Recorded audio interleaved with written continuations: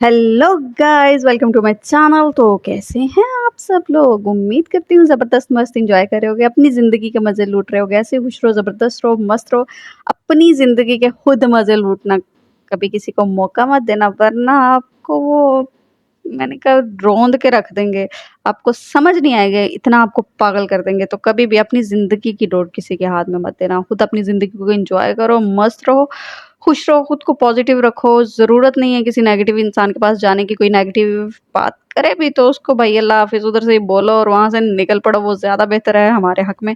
बाकी गाइस, आज जो हम वीडियो लेकर आए हैं बड़ी ही इंटरेस्टिंग होने वाली है। सबसे पहले हम पढ़ लेते हैं टाइटल, ताकि हमें पता चल सके कि हम वीडियो देखने कौन से वाली हैं। तो जनाब, आज हम देखने जा रहे हैं why Gujarat is better than Delhi, open letter. Okay, Gujarat क्यों बेहतर है दिल्ली से, ये तो हमें ये वीडियो जानकर ही पता चलेगा। बाकी कौन-कौन गुजरात से है, जो अभी इस वीडियो को देख रहा है, और कौन दिल्ली से है, ज़रा कमेंट में बताओ, हाज़िरी लगवाओ कौन किधर से मेरी वीडियो को देख रहा है। बाकी जल्दी से वीडियो को लाइक कर दो ताकि हम वीडियो को आगे बढ़ा सकें। उम्मीद करती हूँ वीडियो को आप लोगों ने लाइक कर दिया होगा।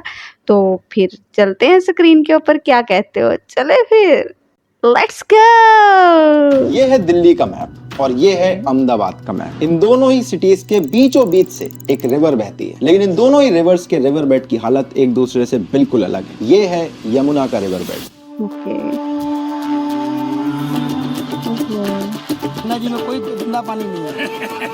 The composition of the liquid has changed. It doesn't have any properties of water left.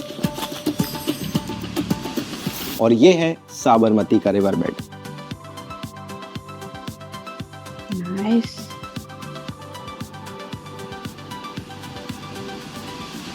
2014 में पीएम मोदी शी जिनपिंग को यहाँ पर लेकर गए थे, लेकिन यमुना के रिवर बेड में कोई वर्ल्ड लीडर तो छोड़ो, देश के अंदर का टूरिस्ट तक जाना पसंद नहीं करता है। पिछले 20 सालों में साबरमती रिवर फ्रंट अहमदाबाद का सबसे एम्बिशियस अर्बन प्लानिंग प्रोजेक्ट रहा है। लेकिन इस रिवर फ्रंट प्रोजेक्ट के बारे में जितनी बात मीडिया में होनी चाहिए थी, उतनी होती नहीं है। और ये होना इसलिए जरूरी है क्योंकि ये रिवर फ्रंट पूरे देश के लिए एक एग्जाम्पल सेट कर सकता है। और इसीलिए आज मैं साबरमती रिवर फ्रंट पे आया हूँ, सिर्फ ये देखने के लिए कि कैसे इन्होंने इस जगह को भारत में एक one of the biggest tourist attraction बना के रख दिया है। तो आओ एक बार डिटेल में इस पूरे प्रोजेक्ट को देखते हैं। Okay, what's so special? Sabarmati नदी अहमदाबाद के बिल्कुल बीचों बीच बहती है। 10-15 साल पहले इसकी हालत काफी ज्यादा खराब थी। जिस जगह पे मैं अभी खड़ा हूँ, यहाँ पर कूड़े कचरे के ढेर हुआ करते थे। अच्छा, यहाँ पर इलीगल स्लम्स बनी हुई थी और पूरे शहर का नाला यहाँ पर बहा करता था। हालत ऐसी थी कि ये रिवर बेड नहीं बल्कि डेंगू मलेरिया का हॉट बेड बन चुका था। लेकिन आज ये 11 किलोमीटर लंबा रिवर फ्रंट अहमदाबाद का ही नहीं, पूरे गुजरात और इवन पूरे भारत के लिए एक टूरिस्ट अट्रैक्शन बन चुका है। इस रिवर फ्रंट पे आज है parks, garden, event centre, hotels और वाटर स्पोर्ट एक्टिविटीज। लेकिन ये सब कुछ एक दिन में नहीं हुआ, और इस प्रोजेक्ट की इंपॉर्टेंस समझने के लिए आपको साबरमती रिवर और अहमदाबाद का रिश्ता समझना पड़ेगा। आज का नहीं बल्कि इतिहास का रिश्ता। हम चलते हैं साल 1411 में, जब अहमद शाह ने साबरमती रिवर के किनारे की सिटी को नाम दिया अहमदाबाद। लेकिन इस सिटी बनाना अहमद शाह के लिए इतना आसान नहीं था। यहाँ पर जंगल हुआ करते थे और वहाँ रहते थे मानिकनाथ बाबा। इन बाबा को ये बिल्कुल नहीं पसंद था कि जहाँ वो रहते हैं वहाँ से सिटी बनाई जा रही है। तो मानिकनाथ बाबा ने अहमद शाह को सुझाव दिया कि रिवर का जो रुख है वो थोड़ा सा मोड़ दिया जाए, ताकि उनके घर के ऊपर से सिटी ना बन सके। ये बाबा जी की जब डेथ हुई तो उनकी समाधि बनाई गई और इस जगह को नाम दिया गया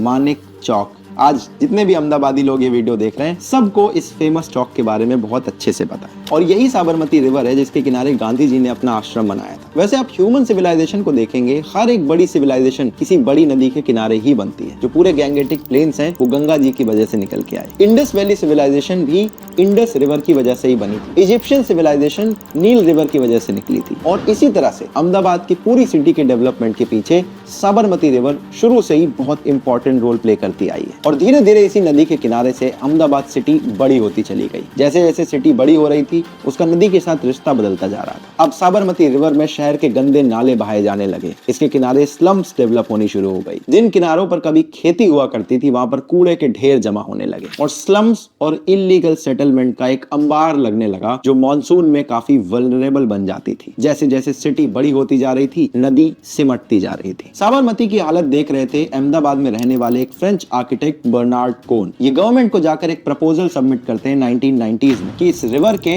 रिवर फ्रंट पर एक प्रोजेक्ट डेवलप होना चाहिए। उस टाइम की गुजरात सरकार ने इस पर कुछ स्टडीज कंडक्ट करवाई। उन्हें पता चला कि आइडिया फीजिबल है, लेकिन फिर भी सरकार ने कोई एक्शन नहीं लिया और इस नदी को इसी तरह से बर्बाद होने दिया जैसे अभी दिल्ली के अंदर यमुना नदी बर्बाद हो रही है। 1997 आते आते कुछ सरकारी लोगों की अकल थोड़ी सी ठिकाने पर आई और तब उन्होंने Sabarmati river front development corporation बनाया और फाइनली 2005 में जाकर इस रिवर फ्रंट के डेवलपमेंट का काम शुरू हुआ। इस प्रोजेक्ट के 3 ही बड़े ऑब्जेक्टिव थे कि एक तो एनवायरमेंट को बचाना है, दूसरे जो बाकी जो स्लम्स में लोग रहते हैं उनका सोशल अपलिफ्टमेंट करना है और जो डेवलपमेंट हो वो पूरी तरह से सस्टेनेबल होना चाहिए। भारत के अंदर किसी भी बड़ी रिवर को देखो, हम उसकी पूजा जरूर करते हैं लेकिन हमारा सारा ड्रेनेज, सारे नाली और नाले का जो पानी है वो उसी नदी में बहाते हैं। तो सबसे पहला स्टेप इन्होंने लिया कि जितने भी नाले वगैरह नदी में जा रहे थे उनको डाइवर्ट किया जाए। पूरे 11 किलोमीटर के स्ट्रेच में ऐसे 38 पॉइंट्स थे जिनसे नाले नदी में एंटर करते थे। उनको डाइवर्ट करके इन्होंने वाटर ट्रीटमेंट प्लांट की तरफ भेजा। इस पूरी रिवर में ऐसी बहुत सारी मशीनें बिठाई गई जो तैरते हुए कचरे को पकड़ सके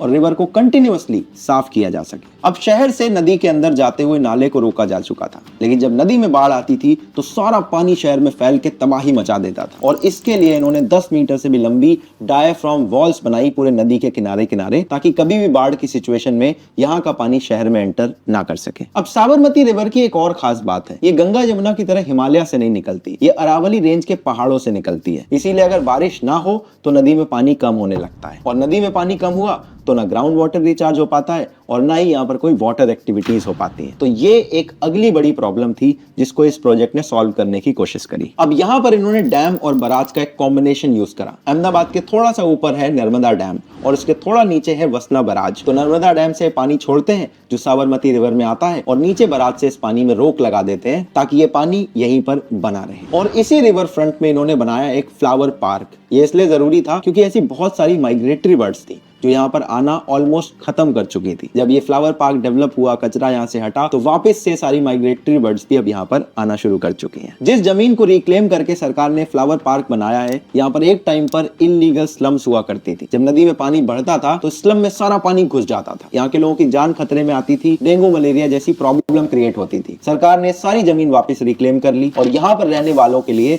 10,000 घर बनाकर उन्हें वहां पर शिफ्ट कर दिया। तो स्लम में रहने वालों की लाइफ भी सिक्योर हो गई, जमीन सरकार के पास आ गई, यहाँ पे फ्लावर पार्क बन गया और अब माइग्रेटरी बर्ड्स भी यहाँ पर वापस आ चुकी है। So it is truly a win win situation for everybody involved in this entire project. ऐसा ही कुछ हमें दिल्ली के अंदर यमुना रिवर में भी करने की जरूरत है। अनफॉर्चुनेटली शायद वहां की सरकार या तो इसे देख नहीं पा रही है या फिर देखकर कुछ सीखना नहीं चाहती। इसी रिवर फ्रंट पे 2 और चीजें होती थी। कुछ धोबी लोग आके कपड़े धोते थे और एक रविवारी मार्केट लगती थी हर संडे के दिन। अब ये सारी चीजें इनफॉर्मली ऑपरेट हो रही थी, लेकिन सरकार ने इसको फॉर्मलाइज कर दिया। यहाँ पे इन्होंने धोबी लोगों के लिए एक प्रॉपर लॉन्ड्री कैंपस बना दिया है और एक प्रॉपर मार्केट भी एस्टेब्लिश कर दिया है जहाँ पर लोकल लोग आके अपनी दुकानें लगा सकते हैं। तो इसका मतलब ये है कि जो पहले ऑपरेशन चल रहे थे वो पूरी तरह से डिस्टर्ब नहीं किए गए, बस उनको फॉर्मली एक ऑर्गेनाइज तरीके से रीएस्टेब्लिश कर दिया गया है। अब इस पूरे 11 किलोमीटर के स्ट्रेच को ध्यान से देखो, यहाँ 2 लेवल पर प्रोमेनेड्स बने हुए हैं। प्रोमेनेड्स का मतलब होता है कि समंदर के किनारे के जो वॉकवेज होते हैं। अब यहाँ पर 2 लेवल इसके इसलिए क्योंकि जो नीचे वाला लेवल है वो साइक्लिस्ट और पेडेस्ट्रियंस के लिए रिजर्व है। आप यहाँ पे जाके साइकिल रेंट कर सकते हो, चला सकते हो। और जो ऊपर वाला लेवल है यहाँ पर event area, garden, plaza, washroom, ये सारी चीजें बनी हुई है। कोई इवेंट वगैरह होता है तो उसे यहीं पर ही रखा जाता है ताकि इकोनॉमिक और लीजर एक्टिविटीज दोनों साथ में कोएग्जिस्ट कर सके। तो स्लम में रहने वाले लोगों को अपने मकान मिल गए, मार्केट और लॉन्ड्री कम्युनिटी भी डिस्टर्ब नहीं हुई,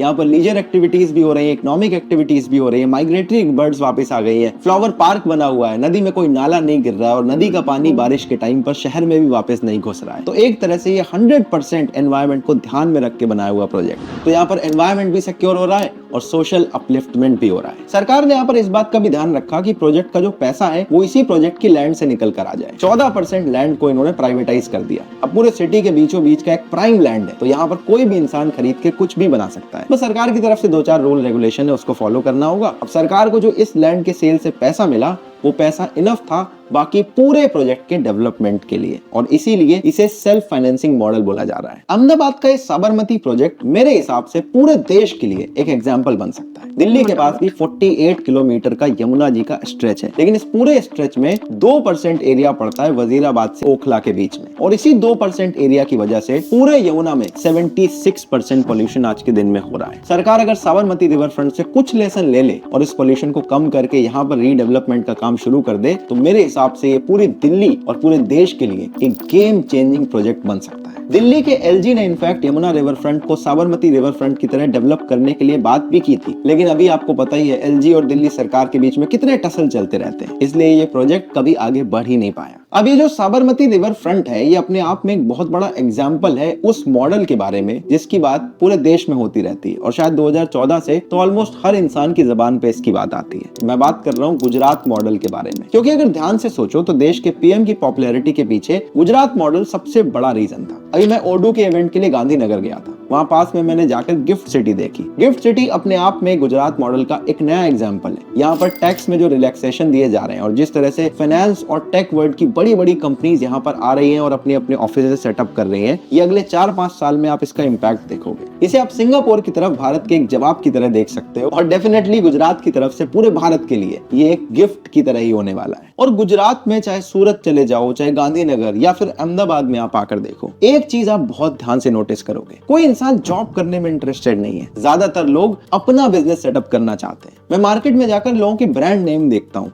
आपको बाकी किसी सिटी में ज्यादातर जो नाम है वो फॉरेन ब्रांड्स के दिखेंगे, लेकिन यहाँ पर गुजरात के अंदर हर रेस्टोरेंट, हर कपड़े की दुकान अपने आप में एक ब्रांड की तरह ऑपरेट करती है। यहाँ की छोटी छोटी कंपनीज ने अपने आप को एक बड़े ब्रांड की तरह एस्टेब्लिश किया है। यहाँ पर local restaurant, fast food chain, कपड़ों की कंपनीज, हर एक चीज के शोरूम में आप जाकर देखोगे, ऐसा लगेगा कि आप किसी ग्लोबल ब्रांड की बड़ी सी फ्रेंचाइजी वाले चेन में आ गए हो। और यही ease of doing business Ahmedabad को बहुत स्पेशल बनाता है। अगर हम इस रिवर फ्रंट वाले प्रोजेक्ट से हट के थोड़ा अहमदाबाद को लार्जली देखें तो डेलॉय और नैसकॉम की एक रिपोर्ट निकल के आई थी। इसमें बताया गया कि अहमदाबाद कैसे एक इमर्जिंग टेक्नोलॉजी का हब बन के निकल रहा है, और कुछ लोगों के हिसाब से अहमदाबाद भारत की नेक्स्ट सिलिकॉन वैली बन सकता है। वैसे अभी बेंगलुरु इसमें काफी आगे दिखाई देता है, लेकिन जिस तरह से वहां के कुछ यूजलेस पॉलिटिशियंस लैंग्वेज वाले इशू को पॉलिटिसाइज कर रहे हैं, मुझे ऐसा लगता है कि over the period of time बहुत सारी कंपनीज यहाँ से शिफ्ट होना शुरू हो जाएंगी। कुछ पुणे जाएंगी, कुछ हैदराबाद जाएंगी, और बहुत सारी कंपनीज अहमदाबाद भी आ सकती है, क्योंकि लैंग्वेज यहाँ की भी अलग है। लेकिन एक भी गुजराती इंसान ऐसा नहीं मिलता है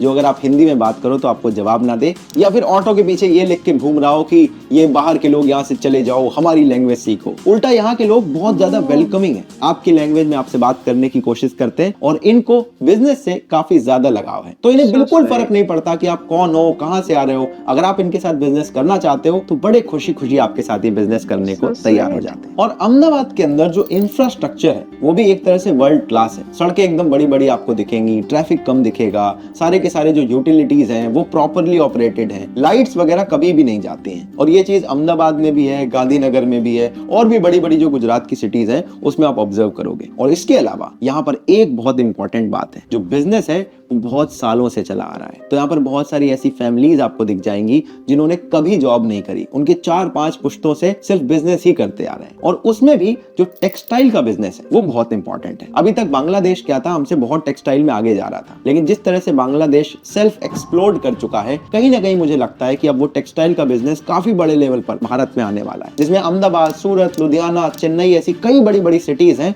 जो इस टेक्सटाइल के बिजनेस को पूरी तरह से अब्सॉर्ब कर लेंगी। और इस टेक्सटाइल के बिजनेस में अहमदाबाद का नाम बड़ा पुराना रहा है। 1861 में यहाँ पर पहली टेक्सटाइल मिल स्टार्ट हुई थी, और देखते ही देखते 1934 तक अहमदाबाद में 74 टेक्सटाइल मिल्स ऑपरेट कर रही थी। यहाँ पर टेक्सटाइल का काम इतने बड़े लेवल पर हो रहा था कि इसे मैनचेस्टर ऑफ द ईस्ट कहा जाने लगा था। मैनचेस्टर वो यूनाइटेड किंगडम की सिटी है जहाँ पर पूरे वर्ल्ड लेवल में सबसे ज्यादा टेक्सटाइल का काम उस टाइम पे होता था। और इसी पॉपुलैरिटी की वजह से भारत का दूसरा स्टॉक एक्सचेंज अहमदाबाद में ही सेटअप किया गया था। 1990s में मानेक चौक पर ये बिल्डिंग बनाई गई थी, जो आज अहमदाबाद के एक हेरिटेज वॉक्स का एक हिस्सा बन चुकी है। ऐसे बहुत सारे बड़े बड़े ब्रांड हैं जो अहमदाबाद से निकल के आए, लेकिन शायद आपने कभी नोटिस नहीं किया होगा। वॉशिंग पाउडर निरमा, जिसकी स्टोरी मैंने सेकंड चैनल पे एक बार आपको सुनाई थी, वो भी अहमदाबाद का ही ब्रांड है। जो गर्मियों में आप रसना पीते हो, ये भी अहमदाबाद का ब्रांड है। वाघ बकरी चाय का एड आपने बहुत देखा होगा, ये भी अहमदाबाद का ही ब्रांड है। और वाडीलाल की आइसक्रीम तो जाने कितने लोगों ने खाई होगी, ये भी अहमदाबाद का ही ब्रांड है। और इनकी सबसे फेमस है कसाटा आइसक्रीम, जो मेरी भी पर्सनल फेवरेट है। और कहीं पर भी लोकल लेवल पे बिजनेस तभी फ्लरिश कर सकता है जब सरकार उसमें सपोर्ट करे। वेस्ट बंगाल के अंदर टाटा अपनी फैक्ट्री लगाना चाहते थे, लेकिन नहीं लगाने दी गई। ममता बनर्जी जी ने इतना बड़ा प्रोटेस्ट करा